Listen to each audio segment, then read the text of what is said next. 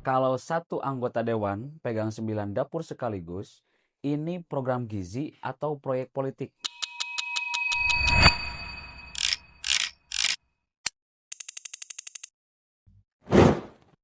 Publik Ciamis, kita perlu bicara jernih, pakai data, bukan asumsi kosong. Di Kabupaten Ciamis, program makan bergizi itu sedang berjalan sangat masif. Tapi di balik itu muncul satu pola yang mulai mengkhawatirkan. Data yang kami himpun itu menunjukkan sekitar 35% dari seluruh dapur MBG di Ciamis terindikasi berada dalam orbit anggota dewan. Saya ulangi, 35% dari total dapur. Itu bukan kecil, bukan juga kebetulan. Ditambah lagi, sekitar 15% dapur itu terhubung dengan anggota DPRD Provinsi dari Dapil Ciamis. Bahkan, ada figur provinsi yang mengelola puluhan dapur di Jawa Barat. Ini sudah mulai terlihat sebagai konsentrasi kekuasaan dalam program publik. Tapi mari kita zoom ke satu kasus yang paling mencolok. Ada satu figur anggota dewan yang dalam satu orbit itu menguasai 9 dapur sekaligus. Sekarang kita pakai hitung-hitungan sederhana. Nih, jika satu dapur diasumsikan revenue-nya itu 120 juta per bulan, maka 9 dapur itu sama dengan 1,08 miliar per bulan. Kalau 1 tahun gimana? 1 tahun itu bisa mencapai 12 miliar, 69. 5 tahun, 64 miliar. 64,8 miliar rupiah. Dan di titik ini, publik sangat wajar bertanya, itu modal awalnya dari mana sih?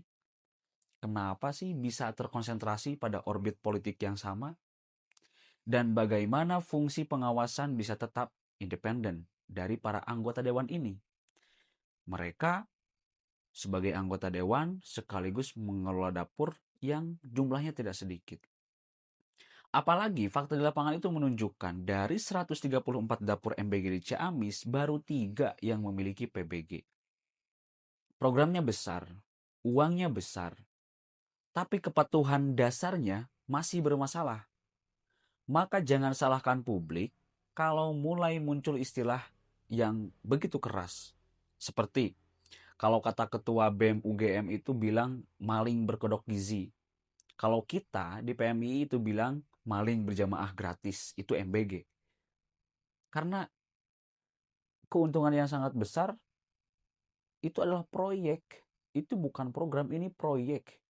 Karena ketika program sosial bernilai puluhan miliar masuk terlalu ke orbit politik, yang dipertaruhkan itu bukan cuma gizi bagi anak-anak.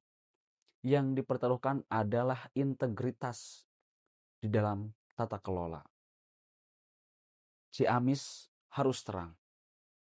Karena lebih dari 35% dapur dalam orbit politik, satu figur memegang 9 dapur, 64 miliar potensi per 5 tahun, masih mau bilang kebetulan. Apalagi nanti kalau Presiden Prabowo mau mencalonkan ulang, maka semua pemilik dapur pasti tidak akan segan-segan untuk menggelontorkan kekayaannya untuk mendukung program Bapak Prabowo. Saya kira ini saya sebut sebagai maling berjamaah gratis, MBG. Terima kasih dari saya. Assalamualaikum warahmatullahi wabarakatuh.